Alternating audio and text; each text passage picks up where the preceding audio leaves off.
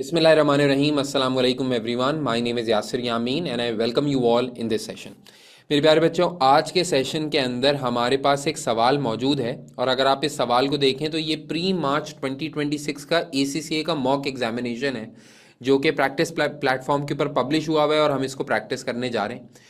Overall अगर आप ये सवाल के शक्ल देखें तो सवाल यहाँ से स्टार्ट हो रहा है, नीचे जाए नीचे जाए नीचे जाए नीचे जाए नीचे जाए नीचे जाए और जाते ही रहें, कितना लंबा स्ट्रक्चर आपके सामने आ रहा है। अच्छा, मेजॉरिटी टाइम्स मैंने ये एहसास किया है कि अक्सर स्टूडेंट्स जब एग्जाम के अंदर बैठे हुए होते हैं और उनके सामने कोई लेंदी सवाल आ जाता है तो वो लेंदी सवाल देख के ही उनकी जान निकल जाती है, यानी they have lost the game. कितने स्टूडेंट्स ऐसे होते हैं जो कहते हैं सर हमें फाइनल अकाउंट्स बहुत मुश्किल लगता है, करवाने बैठो तो सब लोग ठकटक ठकटक ठकटक कर रहे होते हैं, लेकिन फाइनल अकाउंट्स परसीव्ड है कि मुश्किल लगता है। भाई क्यों मुश्किल लगता है? भाई इसलिए मुश्किल लगता है क्योंकि वो लंबा सवाल होता है, इतना लंबा सवाल आपके सामने आ रहा होता है, खुद से वर्किंग करनी होती है तो आपको डर लगता है, लेकिन जब करने बैठते हैं तो आसान हो जाता है। ये अपनी आप दिमाग के अंदर डाल लें, खोपड़ी के अंदर डाल लें कि भाई लंबा सवाल ब्लेसिंग इन डिस्गाइज है। लंबा सवाल अच्छा सवाल है, छोटा सवाल बुरा सवाल है। लंबा सवाल जिसके अंदर डेटा ज़्यादा है वो आसान सवाल है, छोटा सवाल जिसके अंदर डेटा कोई नहीं है वो मुश्किल सवाल है। तो याद रखिएगा कि लंबा सवाल एक ब्लेसिंग इन डिस्गाइज होता है। क्लियर? लेकिन हाँ, ये बात भी क्लियर है कि देखो सारी नॉलेज अपनी तरफ, लेकिन एग्जाम के अंदर जब जाते हैं तो एग्जाम की टेक्निक भी चाहिए होती है पेपर पास करने के लिए। तो अगर मैं आपकी जगह एग्जाम के अंदर होता और मेरे सामने मोस्ट प्रोबेबली आखिरी सवाल होता है एग्जामिनेशन के अंदर करने के लिए, तो हमें टाइम भी मैनेज करना है, हमें सिचुएशन को भी मैनेज करनी है और मार्क्स को भी इंश्योर करना है। तो उसके लिए कुछ एग्जाम स्ट्रैटेजी रिक्वायर्ड है और उसी स्ट्रैटेजी के ऊपर हम आज के सेशन के अंदर फोकस कर रहे होंगे। मैं एक्सपेक्ट करूंगा कि once I am done with this session हम पूरा का पूरा आंसर ड्राफ्ट करने की तरतीब बना लेंगे, लेकिन फाइनल आंसर्स आप लोग ड्राफ्ट करेंगे और फिर मुझसे रिव्यू करवाएंगे, जिसके बारे में मैं अभी आगे चल के कह भी रहा हूँगा। भूल जाऊं तो मुझे याद दिला देना। 20 मार्क का सवाल है। 20 मार्क के सवाल का अगर मैं आपकी जगह एग्जाम के अंदर होता तो सबसे पहले स्ट्रक्चर के ऊपर गौर करता। स्ट्रक्चर के अंदर देखो टोटल 20 मार्क्स हैं और ये 3 पार्ट्स के अंदर डिवाइडेड है। पहला पार्ट देखो तो एग्जामिनर कह रहा है calculate using the pre formatted table below provided. ये कोई टेबल वेबल नुमा चीज कोई प्रोवाइड की हुई है। एग्जामिनर कह रहा है इक्विवेलेंट रेशियोज कैलकुलेट करें for Wok step company for the year ended 31 December X5 to compare it to those of City feed company. City feed company कोई कंपनी है, आपको अपनी कंपनी के लिए इक्विवेलेंट रेशोज निकालने हैं जो कि एग्जामिनर ने किसी और कंपनी के लिए निकाल के दिए हुए हैं और वो निकालने के आपको मिल रहे हैं टोटल 5 मार्क्स। रेशोज की कैलकुलेशन आ गई भाई एग्जाम के अंदर।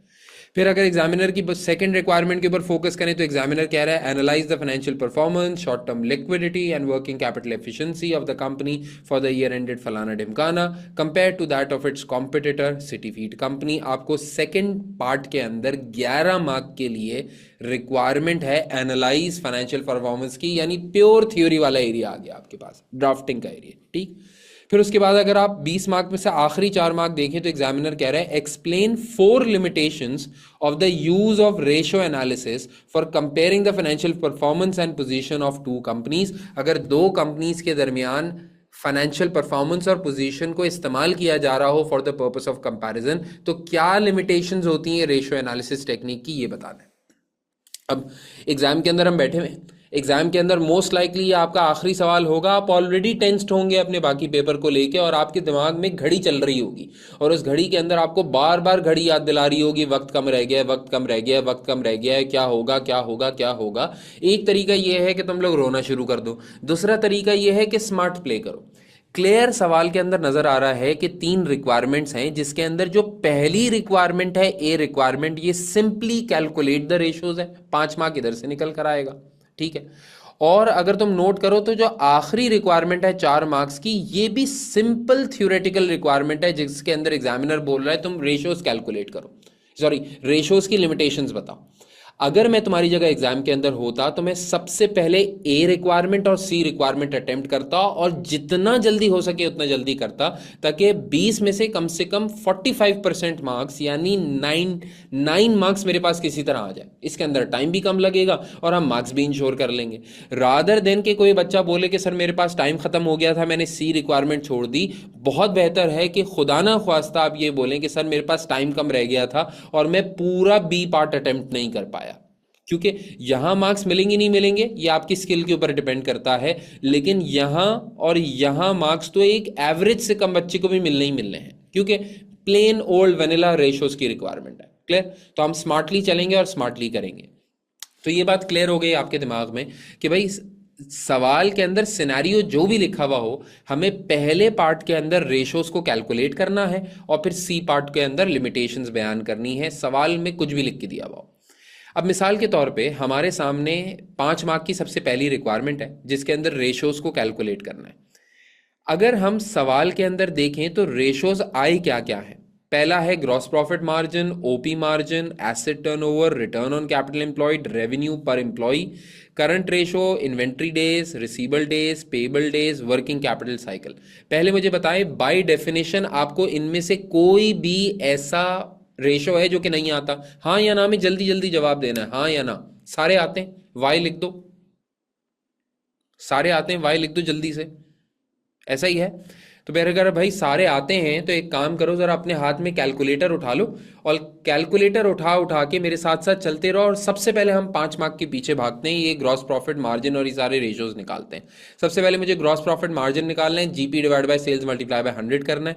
सवाल के अंदर वोक स्टेप कंपनी का पीएनएल सामने लिख के दिया हुआ है और उसकी बैलेंस शीट सामने लिख के दी हुई है, हम आसानी रेशियोज अपने कैलकुलेट कर सकते हैं। सबसे पहले जीपी मार्जिन पे आते हैं।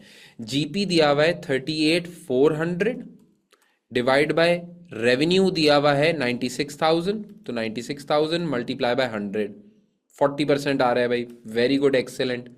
फिर उसके बाद OP margin, operating profit margin आपको निकालना चाहिए, operating profit as a percentage of sales करके। तो ऑपरेटिंग प्रॉफिट दिया हुआ है 9812, सेल्स दी हुई है 96,000, मल्टीप्लाई बाय 100 करके बताएं ओपी मार्जिन कितना आ रहा है। मुझसे तेज तेज करना चाहिए आपको वैसे। एसेट टर्नओवर भाई, एसेट टर्नओवर ये 10.2 मुझे किसी ने बता दिया, मैं नोट कर लेता हूँ। एसेट टर्नओवर की बात करते हैं। एसेट टर्नओवर का फॉर्मूला होता है sales divided by capital employed. Sales हमको पता है 96,000 की है, कैपिटल एम्प्लॉयड कितना होगा? कैपिटल एम्प्लॉयड कितना होगा? कैपिटल एम्प्लॉयड का फॉर्मूला होता है total assets minus current liabilities या इक्विटी और लॉन्ग टर्म डेट। तो यहां पे आसानी से इक्विटी और लॉन्ग टर्म डेट निकाला जा सकता है। 35,000 की इक्विटी है, लॉन्ग टर्म डेट में एक लोन नोट है, तो 20,000 प्लस कर दिया, मल्टीप्लाई बाय 100 करने की जरूरत नहीं है। मुझे जरा बताइए एसेट टर्नओवर कितना आ रहा है? जल्दी जल्दी बताएंगे, जल्दी जल्दी। मैं इतने आगे चलता हूं रिटर्न ऑन कैपिटल एम्प्लॉयड के ऊपर। रिटर्न ऑन कैपिटल एम्प्लॉयड का हमने ट्रेडिशनल फॉर्मूला पढ़ा है PBIT divided by capital employed. अच्छा, आपके एग्जामिनर ने ये मेंशन किया हुआ है, आपकी किताब ने भी ये मेंशन किया हुआ है कि अगर कोई स्टूडेंट चाहे तो operating profit divided by capital employed करेगा या PBIT divide by capital employed करेगा, दोनों एक्सेप्टेबल हैं, दोनों एक्सेप्टेबल हैं, दोनों एक्सेप्टेबल हैं। फिलहाल हम कुछ चेंज करने के लिए operating profit divided by capital employed कर लेते हैं। तो 9812 हमारा ऑपरेटिंग प्रॉफिट है और कैपिटल एम्प्लॉयड वही है जो कि अभी अभी आपने ऊपर डिटर्मिन किया था, मल्टीप्लाई बाय 100 कर देंगे। ऊपर वाला आ रहा है जी 1.745 या 1.75 कर लेते हैं इसको। रिटर्न ऑन कैपिटल एम्प्लॉयड मुझे जल्दी से जरा बता दीजिए क्या आ रहा है। सिंपल कैलकुलेटर इस्तेमाल करें, 17.8%। एक्सेलेंट जी, वेरी गुड। अच्छा, इसके बाद मुझे कुछ निकालना है रेवेन्यू पर एम्प्लॉई। रेवेन्यू पर एम्प्लॉई, रेवेन्यू पर एम्प्लॉई कोई मुझे जरा जल्दी से बताओ कैसे निकाला जाता होगा? जल्दी से बताओ, रेवेन्यू पर एम्प्लॉई कैसे निकाला जाता होगा? सोचो सोचो, जल्दी जल्दी, टाइम नहीं है जिंदगी के अंदर, जल्दी जल्दी करना है। रेवेन्यू पर एम्प्लॉय के लिए सबसे पहले हमें रेवेन्यू चाहिए होता होगा, ये तो क्लियर है, 96,000। अब कोई बच्चा ये ना बोले कि सर ये रेशियो तो हमने कभी पढ़ा ही नहीं। बच्चों जैसी बात ना करना बेटा, पढ़े लिखे इंसान हो, मतलब कॉमन सेंस भी अल्लाह ने दिया है। वो ऐसा नहीं है कि कॉमन सेंस को किसी दराज में बंद करके रख देना है आपने। तो common sense, revenue per employ निकालने के लिए रेवेन्यू तो चाहिए। और जाहिर सी बात है, आप सही कह रहे हैं भाई, पढ़े लिखे इंसान है, को बच्चे थोड़ी हैं आप लोग यार। आपने बोला सर सिंपल बात है, divide by number of employees करेंगे। तो आप सवाल में क्योंकि मार्क्स चाहिए तो कहीं ना कहीं ढूंढना पड़ेगा नंबर ऑफ एम्प्लॉयज कहाँ है। जरा जल्दी जल्दी मेरे साथ स्किम करते चले जाएं, कहीं नंबर ऑफ एम्प्लॉयज लिखा हुआ नजर आ रहा है? कहीं आए ना तो मुझे रोक दीजिएगा। जाहिर सी बात है, पीएनएल बैलेंस शीट में तो नंबर ऑफ एम्प्लॉयज लिखे हुए आएंगे नहीं, तो आगे बढ़ जाता हूं। ये तो सिटी फीट कंपनी का हिसाब किताब दिया हुआ है, ये ऑलरेडी हमारे पास लिखा हुआ है सारा का सारा। एडिशनल इंफॉर्मेशन देखें,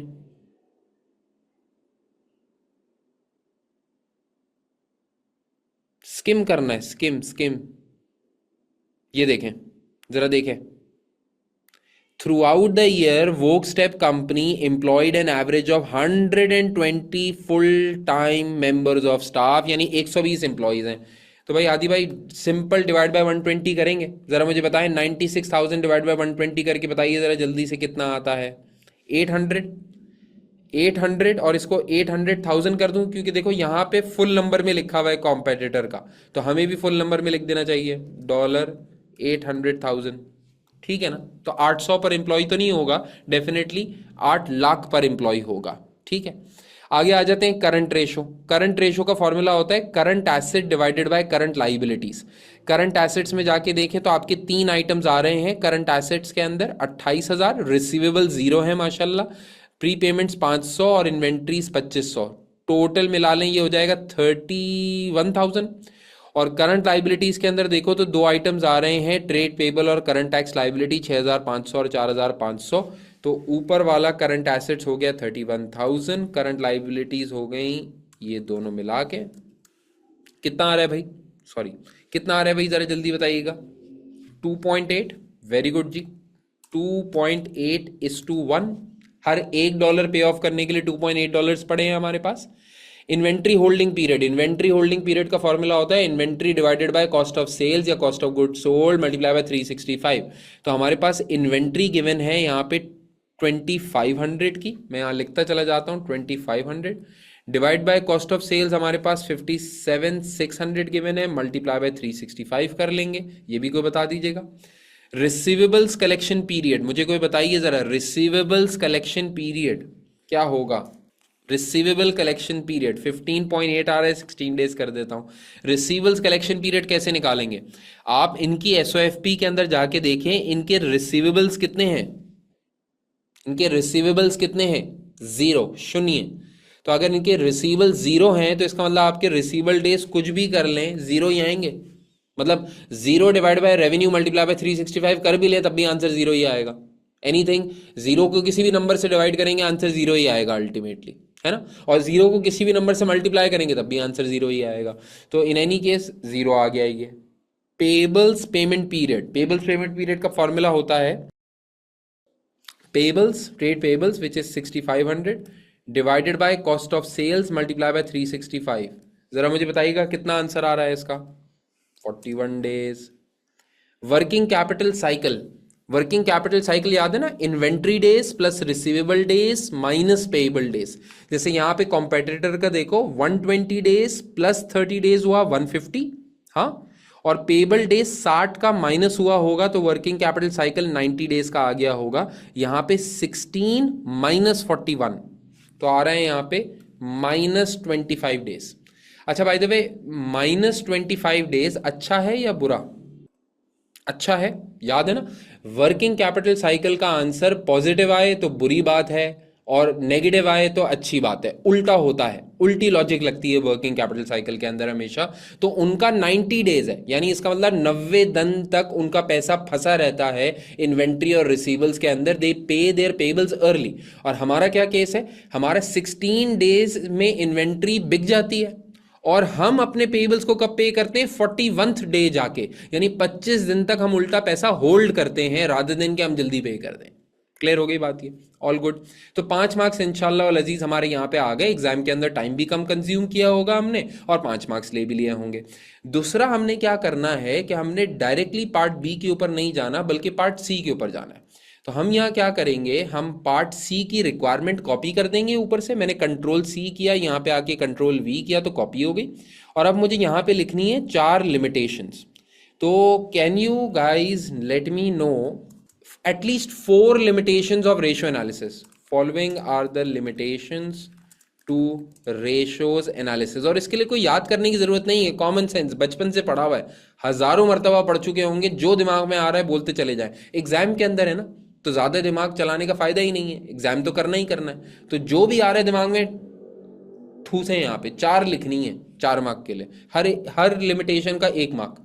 बताइए जी, following are the limitations to ratios analysis. पहले मैं बताऊं जल्दी से, टाइम नहीं है ना, 4 मार्क चाहिए ना भाई। मिसाल के तौर पे बचपन से बताते हुए आ रहे हैं कि भाई ratio analysis is based on historical financial statements which may not be a true reflection of future strategy or state of affairs of the company। मुझे बताइए, बचपन से पढ़ते हुए आ रहे हैं यही चीज। रेशियो एनालिसिस हमेशा की जाती है पीएनएल बैलेंस शीट के ऊपर, पीएनएल बैलेंस शीट पुराने साल की होती है। अब आगे आप क्या करने जा रहे हैं ये आपको रेशियो एनालिसिस कभी भी नहीं बताता। एक और बचपन से पढ़ते हुए आ रही लिमिटेशन, हम ये बोलते हैं भाई ratio analysis does not consider non financial information. हमेशा फाइनेंशियल इंफॉर्मेशन की बेसिस पे रेशियोज एनालिसिस हो रही होती है, क्वांटिटेटिव फैक्टर्स देखे जा रहे होते हैं, क्वालिटेटिव फैक्टर्स नहीं देखे जा रहे होते हैं।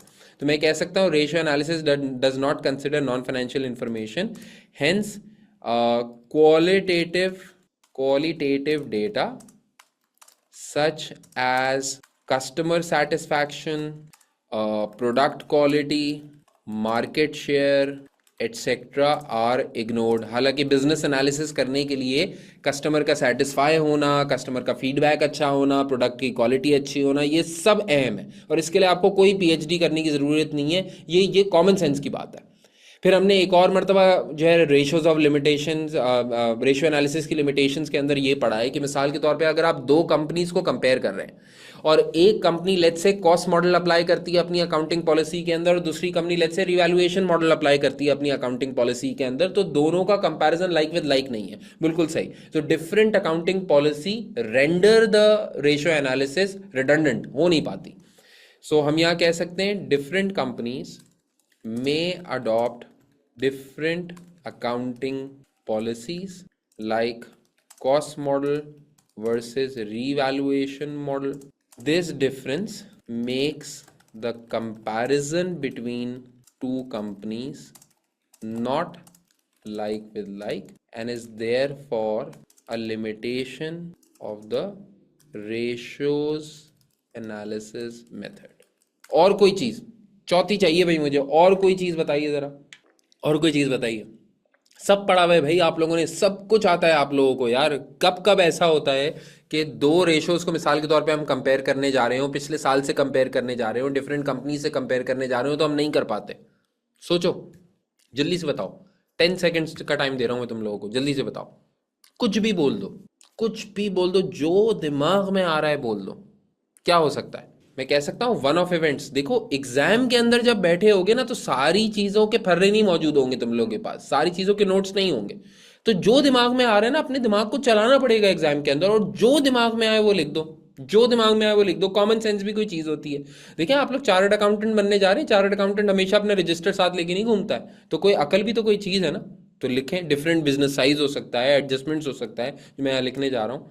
One of adjustments like huge gain or loss on disposal or let's say impairment can make the comparison between two companies or two periods not like with like। ये एक रीजन हो सकती है। और कोई रीजन? और डिफरेंट बिजनेस साइजेस वाली अक्सर आपने बोला डिफरेंट बिजनेस साइजेस, मैं इसको थोड़ा सा और डिफरेंट कर देता हूँ। डिफरेंट बिजनेस साइजेस से ज्यादा इंपॉर्टेंट जो कि इस सवाल के अंदर भी लगेगा वो है different business model. Different business model, different business models of the two companies may also make the comparison not very fruitful. For example, comparing a service business which is asset light। asset light का मतलब होता है वो businesses जिनमें कम capital expenditure हुआ होता है, कम assets के साथ काम हो रहा होता है। मिसाल के तौर पे अगर आप एक बैंकिंग कंपनी को एक टेक्सटाइल कंपनी से कंपेयर करेंगे तो लाइक विद लाइक कंपैरिजन नहीं होगा, क्योंकि बैंक्स के अंदर मशीनरी नहीं होती, प्लांट नहीं होता, तो कैपिटल एक्सपेंडिचर कम हुआ होता है। लेकिन अगर आप एक टेक्सटाइल कंपनी से उसको कंपेयर करेंगे तो टेक्सटाइल कंपनी का रिटर्न ऑन कैपिटल एम्प्लॉयड हमेशा कम आएगा। क्यों कम आएगा? क्योंकि रिटर्न ऑन कैपिटल एम्प्लॉयड कम आना चाहिए, क्योंकि उनका बहुत बड़ा एसेट बेस होता है। इतने बड़े बड़े पावर प्लांट्स, इतनी बड़ी बड़ी फैक्ट्रीज, इतना बड़ा बड़ा प्लांट लगा हुआ होता है कि उनका कैपिटल एम्प्लॉयड बहुत ज़्यादा होता है। तो एक बैंक को आप एक टेक्सटाइल कंपनी से कंपेयर कर ही नहीं सकते, सही है ना? यानी कंपैरिजन लाइक विद लाइक नहीं रहता। यानी मिसाल के तौर पे मेरे बिजनेस को फॉर एग्जांपल हम पढ़ाते हैं, तो आप हमारे ऑर्गेनाइजेशन को किसी और ऑर्गेनाइजेशन से, लेट्स से किसी फर्टिलाइजर कंपनी से आप नहीं कंपेयर कर सकते। आपको हमारा business in terms of margin ज़्यादा अच्छा लगेगा, इन टर्म्स ऑफ मार्जिन ज़्यादा अच्छा लगेगा, लेकिन क्या हमारा साइज उतना बड़ा होता है जितना लेट्स से किसी फर्टिलाइजर कंपनी का होगा? बिल्कुल भी नहीं होता, ठीक है ना? तो for example comparing a service business which is asset light with an asset heavy business like manufacturing may not be very conclusive, or let's say comparing a business with high margins with a business focusing on high volumes may not be like with like। मिसाल के तौर पे आप किसी ऐसे business को compare कर रहे हैं, देखो कुछ बिजनेसेस ऐसे होते हैं जो कि मार्जिन्स पे ऑपरेट करते हैं और कुछ बिजनेसेस ऐसे होते हैं जो कि वॉल्यूम्स पे ऑपरेट करते हैं। मिसाल के तौर पे एक बहुत बड़ा सैलून है, एक बहुत बड़ा सैलून है।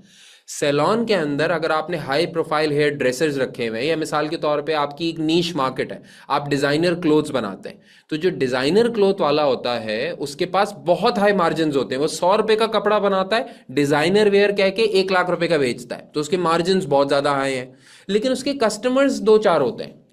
इसको आप कंपेयर करें एक let's say high street fashion brand से, तो वहां पे हाई स्ट्रीट फैशन ब्रांड्स का मतलब जो टी शर्ट्स बनाते हैं, जो जीन्स बनाते हैं, जो कि मतलब स्ट्रीट कैजुअल वेयर बनाते हैं। अब अगर आप इस बिजनेस को उस बिजनेस से कंपेयर करेंगे तो वहां मार्जिन बहुत कम होंगे, क्योंकि टी शर्ट महंगी नहीं बिकती है, क्योंकि जीन्स महंगी नहीं बिकती है, लेकिन वहां पे वॉल्यूम्स बहुत ज्यादा होता है। तो अगर आप एक हाई स्ट्रीट फैशन वेयर को एक डिजाइनर वेयर से कंपेयर करेंगे तो ये लाइक विद लाइक नहीं रहेगा। यहाँ पे लिमिटेशंस आ जाएंगी रेशियो एनालिसिस की, क्योंकि दोनों कंपनीज का बिजनेस मॉडल ही डिफरेंट है। सर इसके अलावा कोई और हम आर्ग्यूमेंट रख सकते थे यहाँ पे? क्यों नहीं रख सकते थे? आप सीजनल इफेक्ट्स की बात रख सकते थे, आप कोई और बात अगर आपके दिमाग में आ रही होती है with regards to limitations of ratios, आप वो यहाँ पे रख देते और ये चल जाता। आपको अल्टीमेटली 4 लिखनी थी, हमने 5 बातें लिख ली हैं। आपको चाहिए थे 4 मार्क्स, आपको 4 मिनट में मिल जाने चाहिए थे। ये मुझे बताइए सब लोग के लिए बात क्लियर है? Is it okay with everyone? सब ओके लिख दीजिएगा। आगे बढ़ जाते हैं। अब देखिए, अब हमारे पास है 11 मार्क्स की रिक्वायरमेंट, जो कि है पार्ट बी। और अब इस पार्ट को सॉल्व करने के लिए हमें क्योंकि फाइनेंशियल परफॉर्मेंस को असेस करना है, क्योंकि हमने शॉर्ट टर्म लिक्विडिटी को असेस करना है, क्योंकि हमने वर्किंग कैपिटल एफिशिएंसी को असेस करना है, तो अब हमें क्या करना पड़ेगा? अब हमें सवाल पढ़ना पड़ेगा, ठीक है? तो अब हम पढ़ेंगे सवाल को तरतीब से, और 3 बातें आपने अपने जहन में रखनी है। फाइनेंशियल परफॉर्मेंस से रिलेटेड बात हो, चाहे लिक्विडिटी से रिलेटेड बात हो या वर्किंग कैपिटल से रिलेटेड बात हो, जो पॉइंट आपके दिमाग में आए वो आपने मुझे बताना जरूर है, ठीक है ना? हम नोट्स बनाते चले जाएंगे जैसे जैसे डेटा को पढ़ रहे हैं। एग्जामिनर कहता है Vogue step company, a footwear retailer, changed its sales strategy at the start of the financial year ended 31st December X5। Examiner कह रहे हैं साल के शुरू में, यानी 1 जनवरी 2005 को वो कंपनी ने अपना बिजनेस मॉडल चेंज किया, सेल्स की स्ट्रैटेजी चेंज करी। और क्या चेंज करी? As a result the company close the majority of its retail stores during X5 and transition to an e commerce business model. भाई पहले इनका क्या था? रिटेल स्टोर्स थे, बड़े बड़े आउटलेट्स बने हुए थे, और फिर इन्होंने क्या किया? इन्होंने बोला हम अपने मेजॉरिटी, ज्यादातर अपने स्टोर्स को क्लोज कर देते हैं और ई कॉमर्स के अंदर आ जाते हैं। यानी हम वेबसाइट के थ्रू, मेटा के थ्रू, फेसबुक, इंस्टाग्राम, यूट्यूब के थ्रू अपनी प्रोडक्ट्स को बेचा करेंगे। क्लियर होती है बात? जाहिर सी बात है, जब इनके फिजिकल स्टोर्स होंगे तो बहुत सारे स्टोर्स होंगे, उनका रेंट जाता होगा। अगर उन्होंने ये खरीदे हुए थे फिजिकल स्टोर्स तो उसमें बहुत ज़्यादा कैपिटल एक्सपेंडिचर लगा हुआ होगा, वहाँ की डिप्रिसिएशन आती होगी, वहाँ पे स्टाफ काम करता होगा, वहाँ पे सिक्योरिटी होती होगी, वहाँ पे आपने कैमराज लगाए हुए होंगे, स्टोर के अंदर बिजली का बिल बहुत ज़्यादा आ रहा होता है, स्टोर के अंदर इन्वेंट्री बहुत डालनी पड़ती है, स्टोर के अंदर क्लीनिंग मेंटेनेंस टैक्सेस बहुत ज़्यादा होते हैं। आपने बोला कि हम अपने मेजॉरिटी स्टोर्स को क्लोज करेंगे और कहाँ चले जाएंगे, ई कॉमर्स के मॉडल के अंदर चले जाएंगे। ई कॉमर्स के मॉडल चलाने के लिए आपको क्या करना है, आपके पास शॉपिफाई होना चाहिए, आपके पास कोई वेबसाइट होनी चाहिए, और अपनी वेबसाइट या मेटा के थ्रू आप क्या कर रहे होंगे, दबा के सेल्स कर रहे होंगे। क्लियर होती है बात? एग्जामिनर कहता है although it's main focus is now online, Workstep company retained 4 outlets in key cities to be operated as flagship stores to ensure its brand visibility। कह रहे हैं हम इतने नन्हे भी नहीं हैं, हमने क्या किया, हमने ई कॉमर्स के अंदर पिवट तो कर लिया, ई कॉमर्स के अंदर अपने आप को ट्रांसफर तो कर लिया, लेकिन हमने फिर भी मेक श्योर किया कि बड़े बड़े शहरों के अंदर हम टोटल 4 स्टोर्स अपने पूरे मुल्क के अंदर बड़े शहरों के अंदर मेंटेन करेंगे। वो हमारे फ्लैगशिप स्टोर्स होंगे ताकि हमारी ब्रांड विजिबिलिटी रहे। एक ब्रांड है, मैं जस्ट टू मेंशन, हो सकता है कोई पाकिस्तान के अंदर है तो उसको समझ में आता हो, एक ब्रांड है बेंडाना करके। आपने किसी ने देखा है बेंडाना?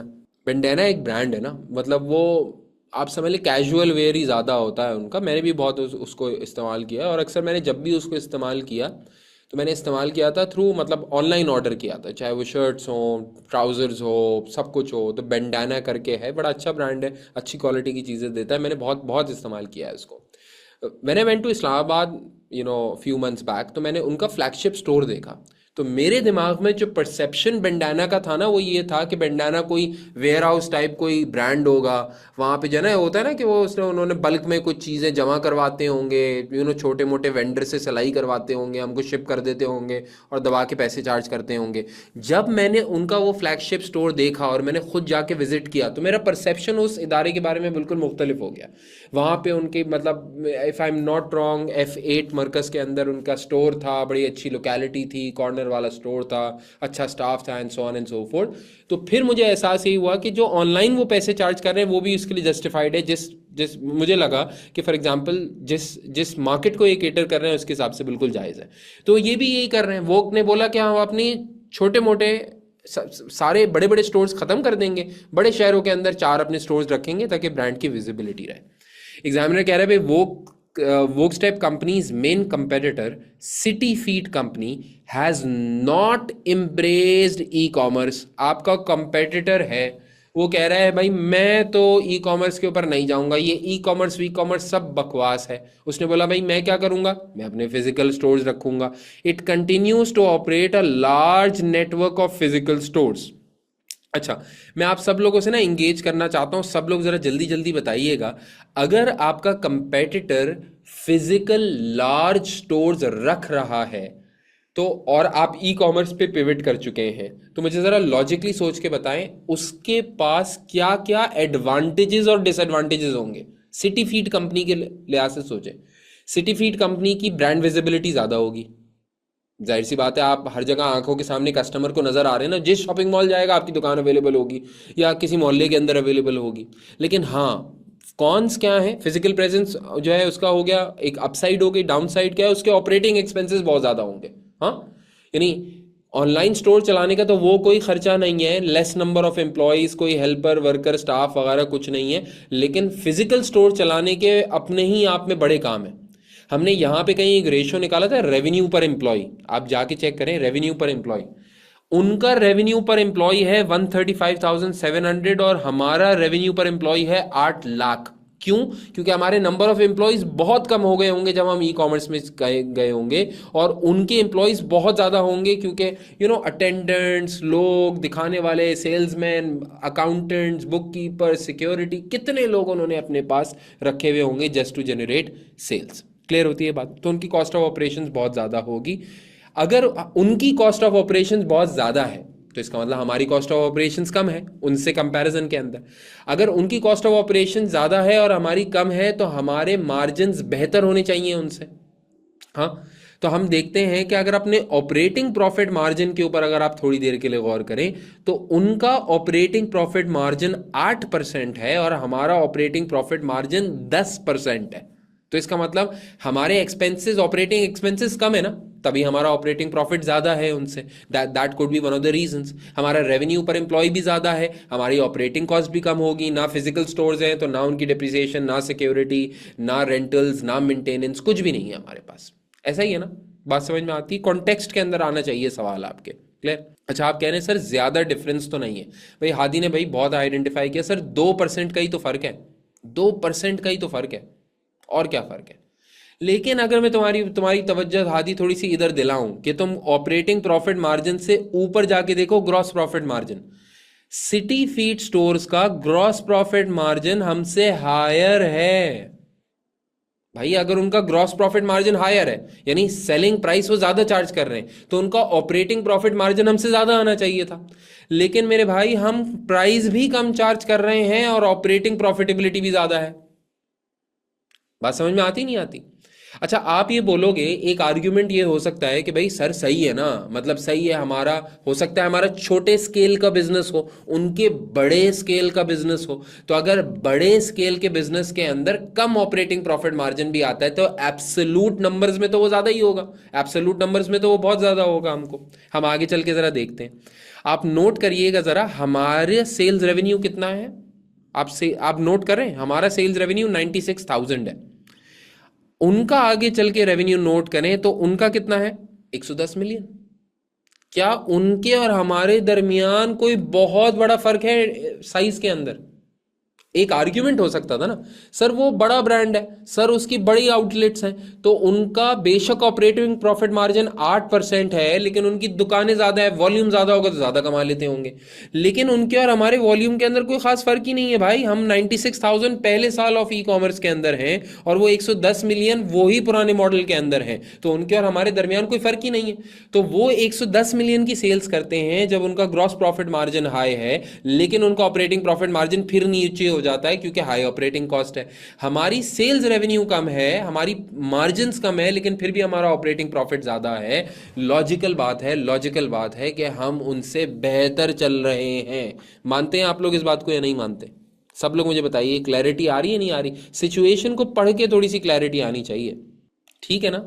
बाकी तो एग्जामिनर ने सारा डेटा दिया हुआ है, अब इस डेटा को हम आगे चल के एनालाइज करते हैं जब कुछ ना कुछ लिखने जाएंगे, लेकिन जाहिर सी बात है टाइम की कमी है तो हमें सवाल पढ़ना भी पड़ेगा। एग्जामिनर कह रहा है भाई Vogue step company frequently uses promotional discounts, यानी वोक स्टेप कंपनी का मतलब है हम लोग, तो Vogue step company frequently uses promotional discounts to incentivise customers to make purchases on its e commerce platform. हम प्रमोशनल डिस्काउंट्स देते हैं, इसका नतीजा क्या होता होगा बताएं जरा जल्दी से। हम डिस्काउंट्स देते हैं, पेनिट्रेट करते हैं भाई। सर अगर हम प्रमोशनल डिस्काउंट्स देते हैं तो हमारा जीपी मार्जिन कम ही आता होगा, और लिखा हुआ है फ्रीक्वेंटली देते हैं, तो इसका मतलब हमारी सेल्स जनरेट करने के लिए हमें डिस्काउंट देना पड़ता है। डिस्काउंट देते हैं तो हमारा ग्रॉस प्रॉफिट मार्जिन कम हो जाता है as compare to city feed company. बात समझ में आ रही नहीं आ रही है?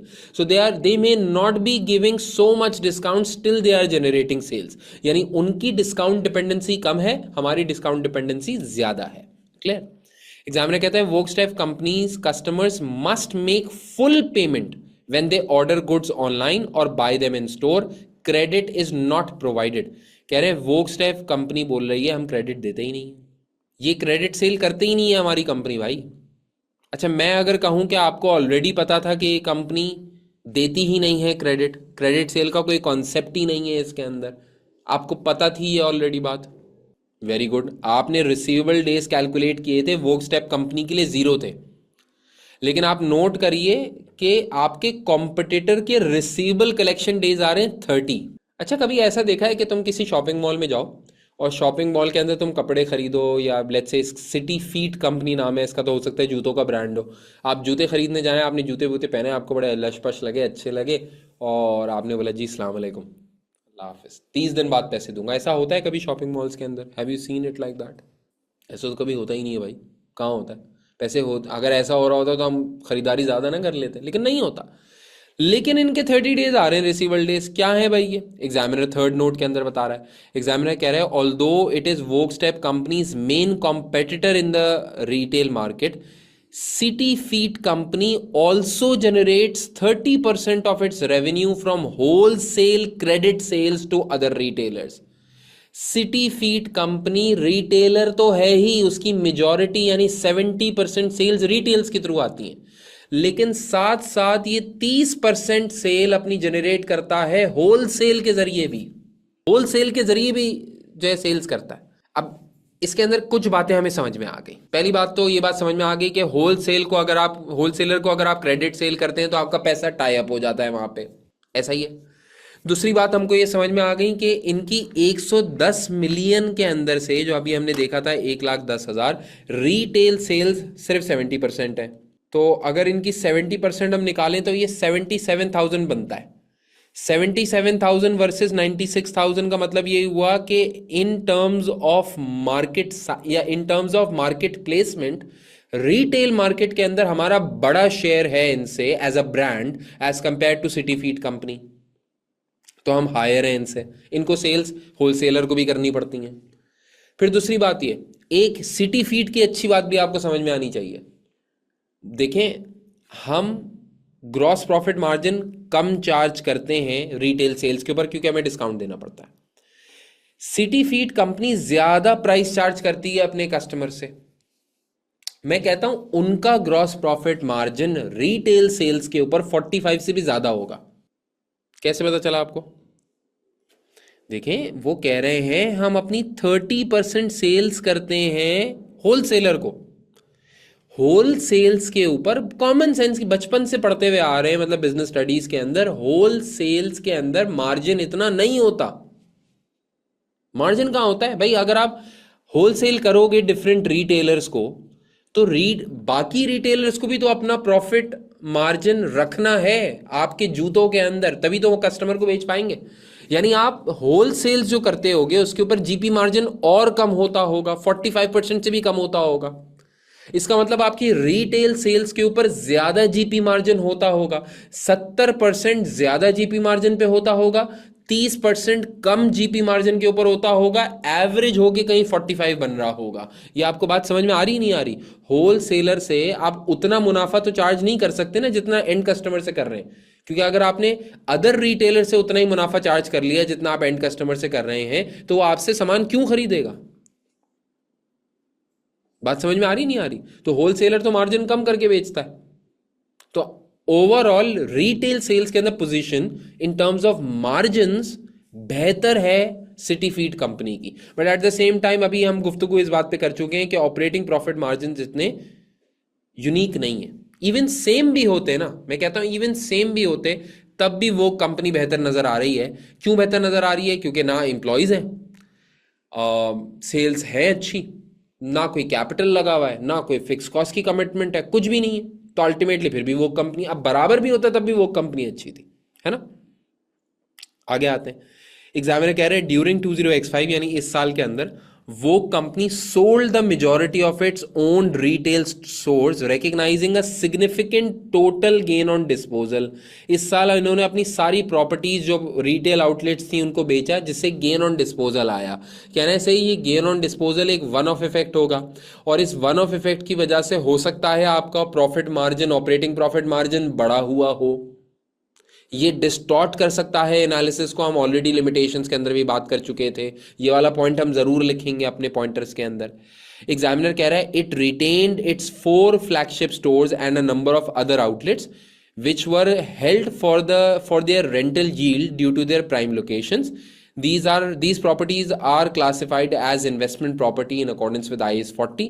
अगर आप इनके P&L में जाके देखें तो इन्होंने ऑपरेटिंग प्रॉफिट के बाद कुछ फेयर वैल्यू गेन और रेंटल इनकम भी दिखाई है इसी इन्वेस्टमेंट प्रॉपर्टी से रिलेटेड। कह रहे हैं कुछ प्रॉपर्टीज हमने बेच दी जिसपे गेन ऑन डिस्पोजल आया, कुछ प्रॉपर्टीज हमने रेंट पे दे दी जिसपे हमारे पास फेयर वैल्यू गेन और रेंटल इनकम आ रही है, और जो प्रॉपर्टीज बेच दी थी उसके अंदर हमें गेन ऑन डिस्पोजल भी आया। 4 फ्लैगशिप स्टोर्स अपने नाम पे रखे हैं सिर्फ। गुड हो गया। एग्जामिनर कह रहे हैं Walkstep company has arrangement with its suppliers to dispatch most of the goods directly to the customers. क्या मतलब? वोक्स कंपनी एक ई कॉमर्स बिजनेस है। इसने अपने सप्लायर से सेटिंग की हुई है। और क्या सेटिंग की हुई है कि तुम डायरेक्टली मेरे कस्टमर को माल पहुंचा दिया करो, डायरेक्टली मेरे कस्टमर को माल पहुंचा दिया करो। कहते हैं but it also maintains a central warehouse to keep a minimum level of stock. Minimum level of stock हम फिर भी मेंटेन करते हैं, लेकिन लार्जली अपनी सेल्स रन करने के लिए अपने सप्लायर, जैसे ही हमारे पास हमारी ई कॉमर्स प्लेटफॉर्म के ऊपर, वेबसाइट के ऊपर किसी ने ऑर्डर प्लेस किया, हम अपने सप्लायर को बोलते हैं जरा ये सामान उठाओ, ये जो हमने तुमसे कपड़े या जूते जो भी बनवाए थे उठाओ और डायरेक्टली हमारे कस्टमर को शिप कर दो। The customer bears 50% of the delivery cost. इसकी 50% कॉस्ट भी कौन बेयर करता है? कस्टमर बेयर करता है। मुझे एक बात बताओ, अगर हम minimum level of inventory maintain करते हैं और डायरेक्ट सप्लायर के थ्रू डिलीवरी हो रही होती है, तो इसमें हमारा क्या फ़ायदा? क्या हम सिटी फ्लीट कंपनी से किसी भी हाल में मुख्तलिफ हो सकते हैं? कोई बात आ रही है आपके दिमाग में? कोई बात जो आपके दिमाग में आ रही हो बताएं। खाली मैंने तो करना नहीं है ना सवाल, देखें मेरा तो पेपर नहीं है, आप बताइए। कहने से हमें कमीशन तो बेटा उनका बनता होगा ना, हमें बताओ ना, हमारा बताओ, हमारा हमें क्या फ़र्क पड़ेगा? कहने से हमें इन्वेंट्री रखने की ज़रूरत ही नहीं है। सर ये वाला पॉइंट कहाँ से लिंक हो रहा है बेटा? कैलकुलेशन करके बैठे हुए हो। उनके इन्वेंट्रीज डेज देखो, हमारे इन्वेंट्री डेज देखो। उनके 120 दिन की इन्वेंट्री उनको होल्ड करनी पड़ती है। भाई सर क्यों उनको इतनी इन्वेंट्री होल्ड करनी पड़ती है? भाई इसलिए क्योंकि स्टोर को भरना भी तो है। आप किसी स्टोर के अंदर चले जाएं, वहां पे आपको एक जूता पसंद आया, आपने बोला यार मेरा ये साइज नहीं है, वो वाला साइज लेकर आना। वो आपसे बोल रहे हैं सर सॉरी सर कल आइएगा, आपका साइज हम कल तक मंगा के रख लेंगे। ऐसा होता है क्या? एक पेयर ऑफ शूज का उनको 4 जोड़ी रखने पड़ेंगे, 5 जोड़ी रखने पड़ेंगे, मल्टीपल स्टॉक मेंटेन करना पड़ेगा जस्ट टू इंश्योर कि जब भी कोई कस्टमर उनकी दुकान के अंदर आए तो वो सेटिस्फाई हो जाए। वो कंपनी को ये सब करने की जरूरत नहीं है। वो कंपनी अपने पास इन्वेंट्री मेंटेन ही नहीं करता। एक छोटा वेयर हाउस लिया हुआ है जहां पे मिनिमम लेवल ऑफ स्टॉक रखते हैं, बाकी सारा स्टॉक कौन मेंटेन करता है? सप्लायर खुद मेंटेन करता है। हमारी इन्वेंट्री होल्डिंग कॉस्ट नहीं है, हमारी कैरिंग कॉस्ट नहीं है, हमारी इन्वेंट्री में पैसा नहीं फंसता। यानी टेक्निकली आप सोचे तो हम तो जस्ट इन टाइम चला रहे हैं। हमारा कस्टमर हमारे प्लेटफॉर्म के ऊपर ऑर्डर प्लेस करेगा, हम अपने सप्लायर को ऑर्डर प्लेस करेंगे, बोलेंगे जाओ बेटा डायरेक्ट हमारे कस्टमर को बचा के दे दो। हमारे तो देखो ना कैश, अगर आप सोचो आपकी लिक्विडिटी बेहतर हो गई है, आपका वर्किंग कैपिटल साइकिल बेहतर हो गया। हमने कहीं ना कहीं देखा भी था हमारा वर्किंग कैपिटल साइकिल उनसे बेहतर था। क्यों बेहतर था? हमें इन्वेंट्री कैरी नहीं करनी पड़ती, ना हमारे रिसीवल्स हैं कि होलसेल सेल्स नहीं है तो ना हमारे रिसीवल्स हैं, और हमारे इन्वेंट्री डेज भी सिग्निफिकेंटली कम है। हेंस हमारा working capital cycle actually positive है। नेगेटिव आंसर आ रहा है लेकिन पॉजिटिव है। बात समझ में आ रही नहीं आ रही आपको? तो you have to put the scenario into context and then it will be much easier for you to write an answer. मुझे बताएं समझ में आती है बात? सब लोग बताइए। ओके करेंगे तो बात आगे करूंगा, वरना फिर जाने दें। जल्दी जल्दी जल्दी बेटा जल्दी ओके करें, सब लोग करें, वरना मैं क्लास से बाहर निकाल दूं आपको। क्लियर है? आगे आ जाएं जरा। एग्जामिनर कह रहा है भाई वो step companies operating expenses include cost of $12 million related to the new e commerce platform. आपने नया ई कॉमर्स का प्लेटफॉर्म बनवाया जिसके आपके $12 मिलियन खर्च हुए, वो ऑपरेटिंग एक्सपेंसेस में शामिल हैं। This includes expenditure on digital marketing and brand building. बहुत सारा पैसा आपको एडवर्टाइजमेंट के अंदर लगाना पड़ा अपने आप को as an E commerce supplier establish करते हुए। ये सारा खर्चा आपके ऑपरेटिंग कॉस्ट के अंदर चला गया। कहने से ये ब्रांड बिल्डिंग का खर्चा और वन ऑफ कॉस्ट जितनी आपने लगाई है, ये सारा का सारा आपके ऑपरेटिंग एक्सपेंस के अंदर वन ऑफ गया ना। अगली बार तो रिकरिंग सेल्स आनी चाहिए। ब्रांड बिल्डिंग का जो खर्चा, जो आपने इतनी बड़ी अपनी पब्लिसिटी की होगी, इन्फ्लुएंसर्स लिए होंगे, वो सब आपको बार बार करने की ज़रूरत नहीं है। पीछे हमने पढ़ा था कि हमारे पास कुछ गेन ऑन डिस्पोजल्स हैं। आगे चल के हम पढ़ रहे हैं कि हमारे पास कुछ वन ऑफ एक्सपेंडिचर्स हैं। प्लेटफॉर्म बनवाने का खर्चा, उसको पब्लिसाइज करने का खर्चा, ब्रांड बिल्डिंग का खर्चा, ये सारा वन ऑफ है। इसमें से कुछ हद तक रिकरिंग भी होगा लेकिन ज्यादातर वन ऑफ है। तो एक जगह से गेन ऑन डिस्पोजल आया और एक जगह से ई प्लेटफॉर्म बनवाने का खर्चा हुआ। कहने से कुछ हद तक एक दूसरे को ऑफसेट कर गए होंगे, कुछ हद तक एक दूसरे को ऑफसेट कर गए होंगे। अगले साल ना गेन ऑन डिस्पोजल होगा और ना अगले साल ब्रांड बिल्डिंग की कॉस्ट होगी। तो कहने से अगले साल आप नॉर्मलाइज हो जाएंगे and it can be a scenario के योर ऑपरेटिंग प्रॉफिट मार्जिन्स में be next year higher than what they are now. अगर सेल्स बढ़ गई तो हायर भी जा सकते हैं। Operating profit also includes gain on disposal from the former retail outlets, ये एक कॉम्पनसेटिंग इम्पैक्ट होगा। एग्जामिनर कह रहे हैं cash and cash equivalents include $25 million in short term deposits raised from disposal of retail stores that it intends to use for expansion in new markets plan for the new year. आप इनके current assets के अंदर जाएं, अगर आप देखें तो इनके पास कैश एंड कैश इक्विवेलेंट्स मौजूद हैं 28,000 के, कैश एंड कैश इक्विवेलेंट्स। इस 28,000 में से 25,000 शॉर्ट टर्म डिपॉजिट में पैसा रखा हुआ है। ये पैसा आया कहां से? ये पैसा आया जब आपने स्टोर बेचे तो उसका पैसा मिला होगा आपको, वो पैसा आपने शॉर्ट टर्म डिपॉजिट में डाल दिया। जब आपने शॉर्ट टर्म डिपॉजिट में पैसा डाला होगा तो लॉजिकली आपके करंट एसेट्स हायर नजर आ रहे होंगे, क्योंकि अभी अभी आपने स्टोर्स बेचे। तो आप नोट करें, आपका जो करंट रेशो है वो as compare to city feed company बहुत बेहतर है। 0.8 के बजाय अभी आपका 2.8 का करंट रेशो आ रहा है। Why? Primarily due to the short term investments that you have. लेकिन एग्जामिनर कह रहा है याद रखिएगा कि ये शॉर्ट टर्म इन्वेस्टमेंट जो भी हमने पैसा पार्क किया हुआ है ना अभी, ये पैसा हम अगले साल इस्तेमाल कर लेंगे नई मार्केट्स के अंदर एंटर होने के लिए, वहां इन्वेस्टमेंट कर रहे होंगे। तो क्या अगले साल भी करंट रेशो बेहतर रहेगा? ऐसा लगता नहीं है, क्योंकि दिस पैसा वुड बी यूटिलाइज्ड। बात समझ में आ रही नहीं आ रही है? मुझे सब लोग बताएं भाई, यहां तक सारी सिचुएशंस क्लियर हैं? सब लोग बताइए, सब लोग प्लीज। डन? मेरे प्यारे बच्चों, अगर यहां तक बात क्लियर है ना आपको, तो एग्जामिनर ने बोला था फाइनेंशियल परफॉर्मेंस के ऊपर कमेंट करो, शॉर्ट टर्म लिक्विडिटी के ऊपर कमेंट करो, और वर्किंग कैपिटल एफिशिएंसी के ऊपर कमेंट करो for the year ended this compared to that of its competitor city feed. दोनों कंपनीज को कंपेयर करते हुए ये 3 एरियाज के अंदर आंसर लिखो। बेटा आंसर तो आप ही लिखवाएंगे मुझसे। देखो सबसे पहले मुझे बात करनी है फाइनेंशियल परफॉर्मेंस के ऊपर। फाइनेंशियल परफॉर्मेंस का ताल्लुक पीएनएल से होता है, प्रॉफिटेबिलिटी वगैरह से होता है। अगर मैं आपसे पूछूं, ये आपके पास सारे रेशोज अवेलेबल हैं, कहने से शुरू के 4 और मे बी इवन 5, ये 4 रेशोज आपके लिए रेलेवेंट होंगे when you are talking about financial performance.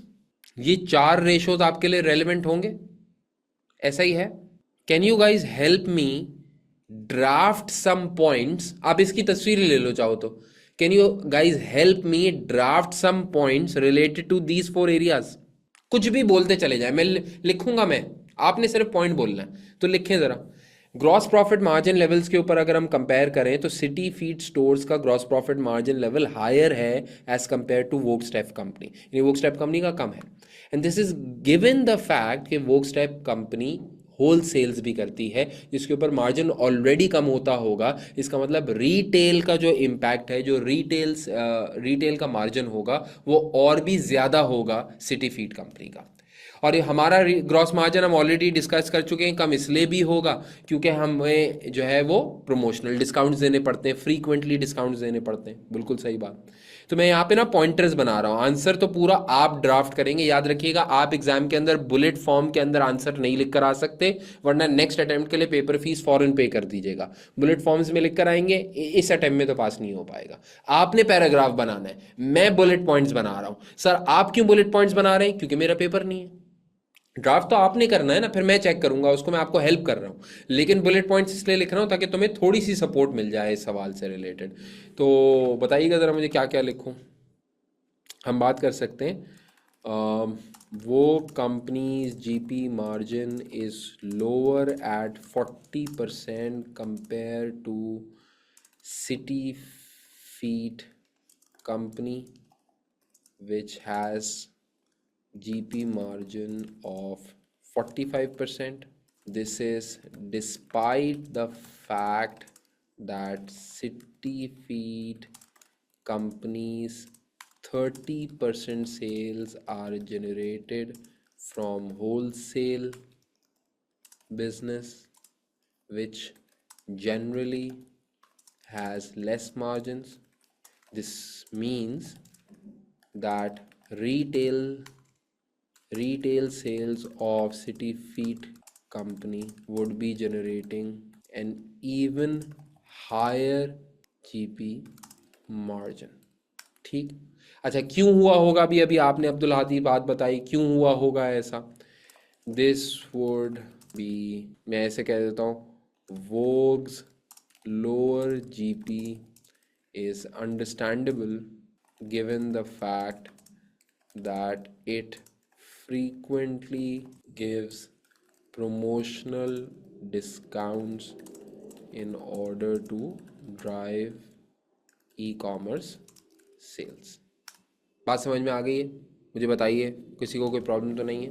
हम ये भी कह सकते हैं, however it should be noted that Vogue has higher retail sales at $96,000 compared to $77,000. 77,000 हमने कैसे निकाला था? $1,10,000 का 70% for City Feet Company, which means that in terms of size and depth and market depth अच्छी है इसकी, वो company is still operating better. अच्छा, ये तो मैंने जीपी मार्जिन के ऊपर कुछ बात की. जीपी मार्जिन के ऊपर कोई और ऐसा कमेंट है जो कि आप मुझे बताना चाह रहे हो, जो कि मुझे लिख लेना चाहिए? मेरे ख्याल से तो और कोई पॉइंट नहीं है, तो मैं आगे बढ़ जाता हूँ. मैं बात कर लेता हूँ ऑपरेटिंग प्रॉफिट मार्जिन के ऊपर. ऑपरेटिंग प्रॉफिट मार्जिन के अंदर आपने देखा कि ऑपरेटिंग प्रॉफिट मार्जिन के अंदर बिल्कुल काया पलट जाती है. यानी कहाँ हम इनसे कम थे और कहाँ हम इनसे ज़्यादा हो गए in terms of operating profit margin.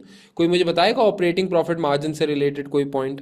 Very good, very good. Operating profit margin तो हम ये लिख सकते हैं कि however despite higher GP margin, city feed company on the contrary, ये हमने खैर डिस्पाइट लिख दिया था ऐसे, city feed company has lower operating profit margin at 8% compared to Vogue at 12.8%. This means, अच्छा, this is indicative of the fact that operating cost of City Feed Company would be massively higher as compared to Vogue since it shifted to e-commerce model. City Feed Company operates physical stores which would require, आपने क्या point बोला, which would require high operating cost like rentals, electricity, security, maintenance, etc., none of which is a concern for Vogue. मैं एक बात आपकी बात से पहले करना चाह रहा हूँ. furthermore number of employees for Vogue would also be lesser than who? Would also be lesser than City Feed Company. This is evident.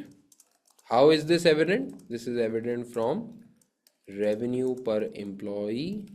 Vogue has 800K revenue per employee, which against कितना था भाई उनका revenue per employee कितना था? 136K approximately against $136K, which means lower head counts. ठीक हो गया जी. और आपने बोला भाई वन ऑफ गेन्स, मैं यहाँ पे सिर्फ पॉइंटर बना रहा हूँ, आप लोग अच्छा सा आंसर ड्राफ्ट कीजिएगा. वन ऑफ गेन्स होंगे in terms of gain on disposals for selling out the physical stores. Very good जी. अच्छा, आपने वन ऑफ गेन्स तो बात कर दी कि गेन ऑन डिस्पोजल आया था ऑपरेटिंग प्रॉफिट मार्जिन के अंदर, जिसकी वजह से हमारा ऑपरेटिंग प्रॉफिट मार्जिन हायर होगा as compare to city feed company. लेकिन this the operating cost might be partially offset with brand building and web platform development cost incurred during the year. थोड़ा बहुत ही सही, लेकिन कॉम्पनसेट तो हो ही गया होगा। इफ या यूं कह देते हैं since these will not arise in next year therefore OP margin may be higher than this year. या ओपी मार्जिन के ऊपर ये पॉइंट्स हो गए। और भी अगर आपके दिमाग में कोई पॉइंट आ रहा हो ओपी मार्जिन से रिलेटेड तो प्लीज़ फील फ्री, आप यहाँ पे लिख सकते हैं।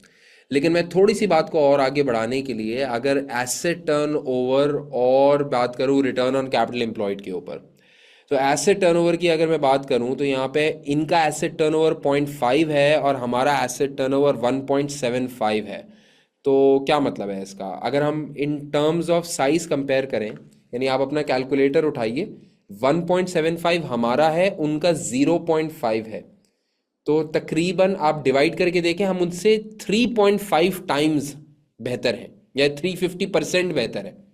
तो हम ये कह सकते हैं एसेट टर्न ओवर ऑफ वो company is 350% better as compared to city feet company.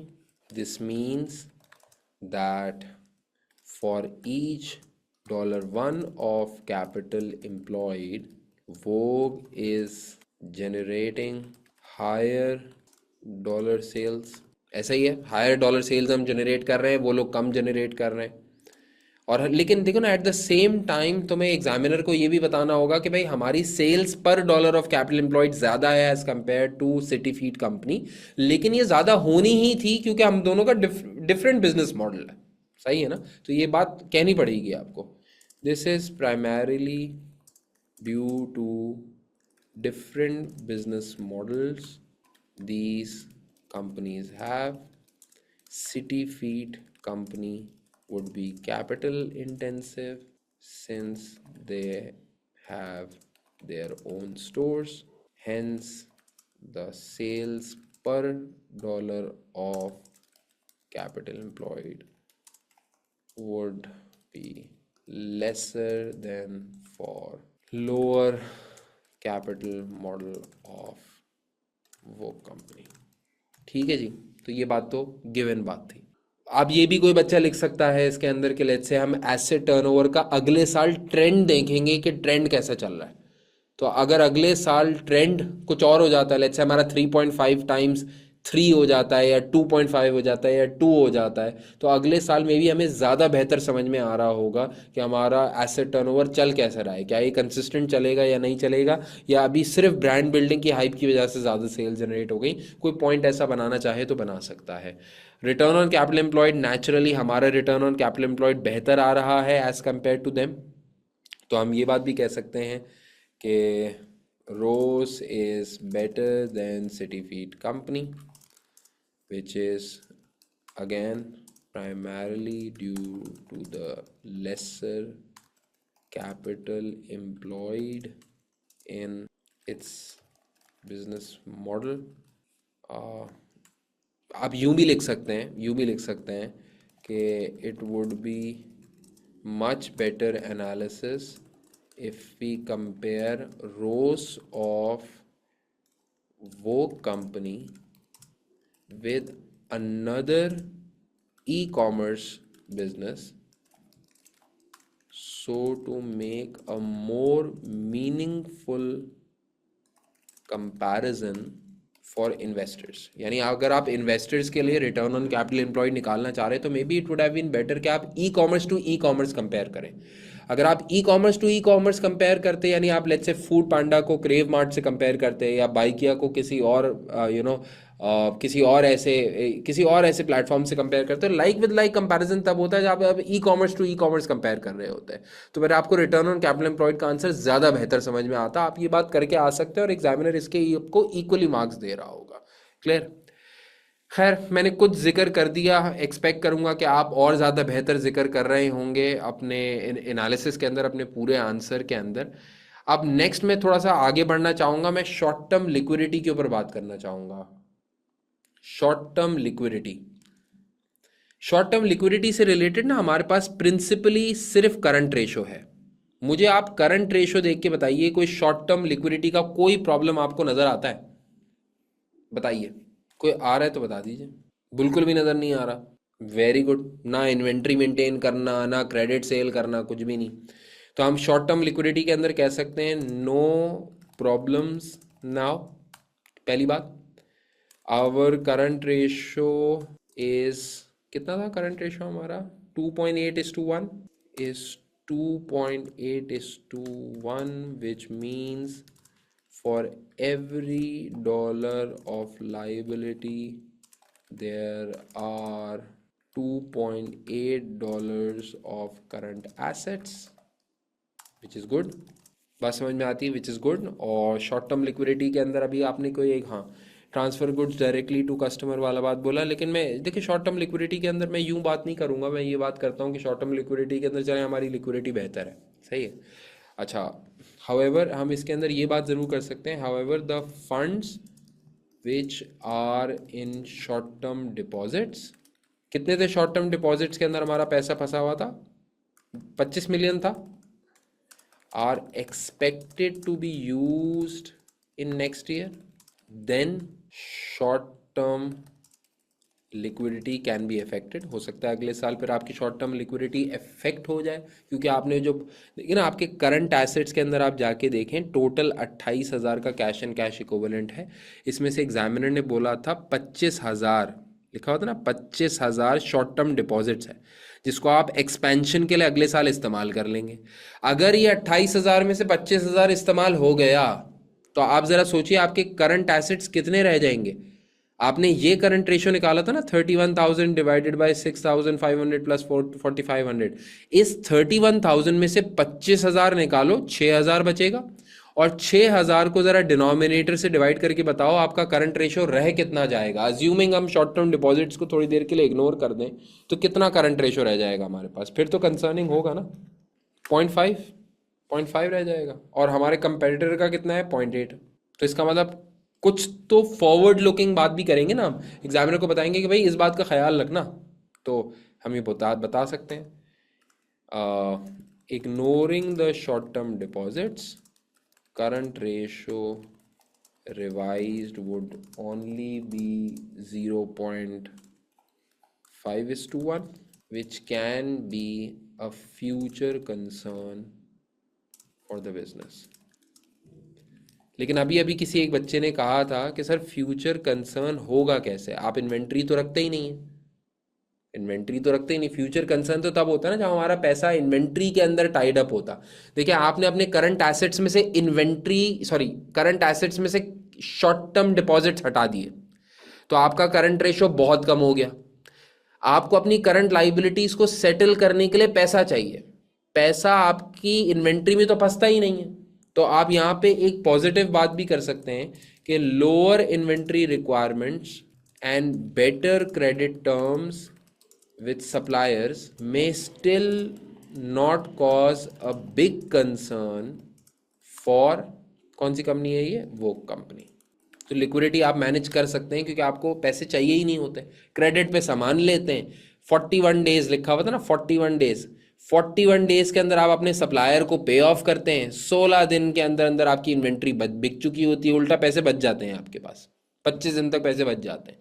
तो इंशाल्लाह ताला अगले साल, इंशाल्लाह कह रहा हूँ जैसे रियल कंपनी है, इंशाल्लाह इनका अगले साल बेहतर वर्किंग कैपिटल साइकिल की वजह से इनकी लिक्विडिटी बेहतर ही होनी है, ख़राब नहीं होनी है, इनकी टेंशन नहीं है इनको। अब मुझे कुछ बात करनी है जी वर्किंग कैपिटल एफिशिएंसी के ऊपर। बताइए ज़रा, वर्किंग कैपिटल एफिशिएंसी के ऊपर कोई बात बता दीजिए। वर्किंग कैपिटल एफिशिएंसी के अंदर हम रिसीवेबल, इन्वेंट्री और पेएबल की बात करेंगे। तो हम कह सकते हैं वर्किंग कैपिटल साइकिल of वो company is very impressive। they convert their inventory into sales in 16 days and then keep the money for another 25 days before paying it to the supplier। हाँ, हमारा 25 डेज आप note करिए, negative आ रहा था ना, और हमने बोला था नेगेटिव असल में पॉजिटिव होता है। 16 दिन के अंदर हमारी इन्वेंट्री सेल्स में कन्वर्ट हो जाती है, लेकिन हम 41 डेज के बाद जाके अल्टीमेटली अपने सप्लायर को पे ऑफ करते हैं। ऑन द कॉन्ट्ररी अगर आप हालात और वाकयात देखें सिटी फीड कंपनी के, तो due to high inventory requirement 150 दिन तक का इनका पैसा फंसता है। 60 दिन बाद ये अपने सप्लायर को पे ऑफ कर देते हैं, तो 90 दिन तक का इनके पास डेल्टा आ जाता है, यानी इनके फंड्स लग रहे होते हैं अपने इन्वेंट्री और रिसीवल्स को फाइनेंस करने के लिए। तो हम ये बात यहाँ पे कर सकते हैं, हम कहेंगे on the contrary city feed company has negative performance in working capital cycle as it converts its inventory and receivables into cash later but early pays its suppliers. City Feed Company would have burden of 90 days of cash stuck in working capital. और कोई point जो कि आप दो companies के comparison के अंदर working capital cycle के ऊपर बात करें, वर्किंग यानी वर्किंग कैपिटल एफिशिएंसी के ऊपर बात करें, कहने से Vox has less inventory days. क्यों? क्योंकि जस्ट इन टाइम मॉडल इस्तेमाल करते हैं। Very good. No credit sales, hence zero receivable days. हाँ, पेबल्स की बात करूं अगर मैं, तो नॉर्मली सिटी फीड कंपनी अपने सप्लायर्स को 60 दिन के अंदर पे करता है, और आप कितने दिन के अंदर पे करते हैं? 41 डेज। आप कंपैरेटिवली अपने सप्लायर को जल्दी पे करते हैं as compare to city feed company. ये बुरी बात है, अच्छी बात है? बुरी बात है, बुरी बात है। ऑल्दो हम कह सकते हैं ऑल्दो वो company pays its suppliers earlier than city feed company, which is inefficient for working capital cycle, but मैं एक contrary बात कह रहा हूँ, but this may be a deliberate strategy to gain favorable terms with its suppliers. They hold inventory with them. आप सोचे ना, हम अपने सप्लायर्स को, मार्केट प्रैक्टिस है 60 दिन के अंदर सप्लायर को पेमेंट हो रही होती है, हम 41 डेज के अंदर ऑन एवरेज पे कर देते हैं। तो हमारा सप्लायर हमारे लिए बहुत बड़ा काम भी तो करता है। हमारा सप्लायर हमारी जगह इन्वेंट्री रख के बैठा हुआ होता है। हम कहते हैं डायरेक्ट कस्टमर को पहुंचा दो, डायरेक्ट कस्टमर को पहुंचा देता है, अपनी कैरिंग कॉस्ट इनकर कर रहा है। तो अगर अपनी कैरिंग कॉस्ट इनकर कर रहा है तो हम उसको, हो सकता है हमारी डेलिबरेट स्ट्रैटेजी हो कि हम उसको जल्दी पे कर देते हैं, तभी वो हमारे बिहाफ पे अपने पास इन्वेंट्री स्टोर करके रखता है और हमारी रिक्वायरमेंट को जस्ट इन टाइम बेसिस के ऊपर और अर्ली डिलीवरी करके जो है वो पूरा कर देता होगा। शायद इसलिए हम जल्दी पे करते होंगे। आपके सप्लायर को मालूम है कि आप क्रेडिट सेल नहीं करते, तो आप क्रेडिट सेल नहीं करते तो आपका सप्लायर आपसे बोलता होगा, भाई जब तुम कस्टमर से जल्दी पैसे ले लेते हो तो मुझे भी जल्दी दे दिया करो। सिटी फीड कंपनी का मामला अलग है, वो क्रेडिट सेल करते हैं, उनका पैसा फंसा रहता है, वो इन्वेंट्री अपने पास कैरी करते हैं, तो हमें लेट पे करते हैं। बात समझ में आती है? बात समझ में आ रही नहीं आ रही है? तो ओवरऑल आप कह सकते हैं कि भाई वो company has better financial performance and liquidity and working capital efficiency as compare to. मुझे बताइए, बात समझ में आती नहीं आती है? अब मैंने तो इतना डिस्कशन करके आपके सामने इतने सारे पॉइंट्स बना दिए, इतनी सारी बात लिख दी है, लेकिन देखें बात सारी फिर वही है कि अल्टीमेटली एग्ज़ाम आपका है, मेरा नहीं है। और आप यकीन जाने कि जब तक आप लोग ड्राफ्टिंग नहीं करेंगे ना, जब तक आप लोग ड्राफ्टिंग नहीं करेंगे, ये पॉसिबल ही नहीं है कि आप बहुत अच्छा एग्जाम में भी कर पाए। आज से आपको लिखने की प्रैक्टिस करनी पड़ेगी। चाहे लिखने में 2 घंटे लग जाए, लेकिन आज 2 घंटे लगाओ। आपको 3 घंटे लग जाए, लेकिन आज 3 घंटे लगाओ। क्योंकि जब तक तुम लिखने की प्रैक्टिस नहीं करोगे, सिर्फ हमसे बातें सुनते रहोगे, बोलोगे हाँ समझ में आ रहा है, जब तक खुद से हैंड्स ऑन ऐसे प्रैक्टिस प्लेटफॉर्म पे प्रैक्टिस नहीं करोगे, तब तक बात नहीं बनेगी। बात समझ में आ रही नहीं आ रही? तो मुझसे वादा कर लीजिए कि आप मुझे अपने आंसर चेक करने के लिए भेजेंगे। सब लोग वादा कर लें। और देखिए रमज़ान स्टार्ट हो गए तो झूठा वादा नहीं करिएगा। मैं एक्सपेक्ट करूंगा ये आंसर जो मैंने पॉइंट्स ड्राफ्ट किए मैं ग्रुप में भी भेज दूंगा।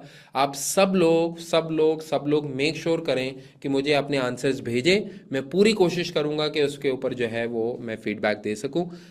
कोशिश मेरी पूरी यही होगी कि इंशाल्लाह दे सकूं, लेकिन आप करिएगा ज़रूर। क्लियर है बात को? तो मेरे दोस्तों, विद दिस आपका बहुत शुक्रिया, आप लोगों ने इतनी देर की क्लास अटेंड करी, लेकिन आई होप कि आपको थोड़ा बहुत इससे फ़ायदा हुआ होगा, आपकी थोड़ी सी मोटिवेशन भी बढ़ेगी, आपकी थोड़ी सी एनालिसिस भी बढ़ेगी। लेकिन देखिए, होगा तभी जब आप करेंगे, तो खुदा के लिए इसके ऊपर प्रैक्टिस ज़रूर करिएगा। इंशाल्लाह ताला आपको इससे बहुत फ़ायदा होगा, आप करिएगा इंशाल्लाह। ठीक है ना? सो विद दिस हमारी बात ख़त्म होती है, और फिर इंशाल्लाह ताला हम नेक्स्ट सेशन के अंदर मिलेंगे। जब मिलेंगे तो मैं आपको बता दूंगा इंशाल्लाह। और प्रैक्टिस करें, practice makes the man perfect. I can understand कि आप लोग ये सेशंस बिल्कुल लास्ट के अंदर ले रहे हैं, this is before your exams, but make sure कि ये जो आखिरी आखिरी मेहनतें होती हैं ना, ये आपके एग्ज़ाम में बहुत बड़ा रंग लेकर आती है। तो इसको जाने ना देना, जाने ना देना भाई, प्लीज़। 2x पे लेक्चर सुने जा सकते हैं, लेकिन 2x पे एग्ज़ाम नहीं हो सकता। तो जब तक रियल एग्ज़ाम की बैठ के 1x पे प्रैक्टिस नहीं करोगे ना, तब तक कुछ नहीं होने वाला। तो एग्जीक्यूशन, एक्शनेबल काम करना है। ठीक है जी? तो इंशाल्लाह ताला आपसे नेक्स्ट सेशन के अंदर मिलेंगे।